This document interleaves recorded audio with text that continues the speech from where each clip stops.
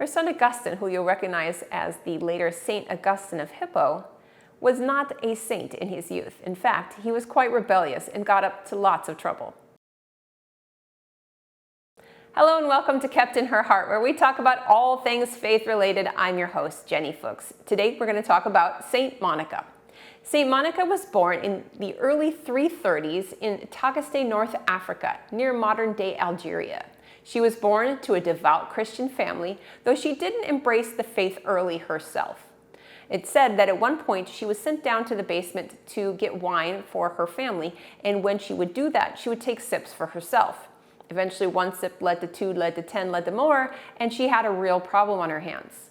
Thankfully, the servants caught her at some point, and when they did, she amended her life, asked to be baptized, and began to grow in real virtue. It was then on that she really embraced the faith. When she was older, her parents arranged her marriage. She was arranged to marry a pagan, Patricius. Patricius was not known to be a great man. He had a violent temper and was known for adultery as well. His mother-in-law was no better, and both of them lived with Saint Monica. Saint Monica, though, persevered despite these family difficulties. She constantly showed patience and kindness and continued in charitable good works and living her Christian faith despite the persecution from her husband and her mother-in-law. This good behavior, this great prayer and fasting and Christian works eventually won over both Patricius and his mother. And Patricius converted and was baptized shortly before he died. His mother-in-law was also converted. Monica and Patricius had 3 children of their own: Navigius, Augustine, and Perpetua. Her son Augustine, who you'll recognize as the later Saint Augustine of Hippo, was not a saint in his youth. In fact, he was quite rebellious and got up to lots of trouble. He didn't use his intelligence for studying, but instead for mischief. Eventually, around age 16, he started getting into loose living, and when he went off to Carthage, picked up a mistress and eventually had a child by her at the age of 20.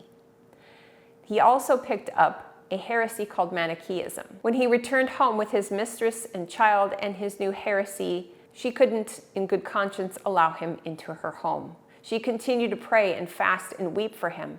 One day, God granted her a vision that said, "Your son is with you." And she understood that eventually Augustine's behavior would change. From that time on, she kept him very close. She continually asked priests and bishops to pray for her son and intercede for him and to talk to him. It is said that one local bishop told her it is not possible that the son of so many tears should perish and that she should be patient. And so she was. But it was 9 long years before her son would be converted. As I said, Monica kept her son close after that vision, and sometimes it was a bit too close for Augustine's liking. He took his little family off to Rome and then snuck over to Milan, trying to trick Monica so she couldn't find him. It didn't work, though. Monica eventually caught up with him.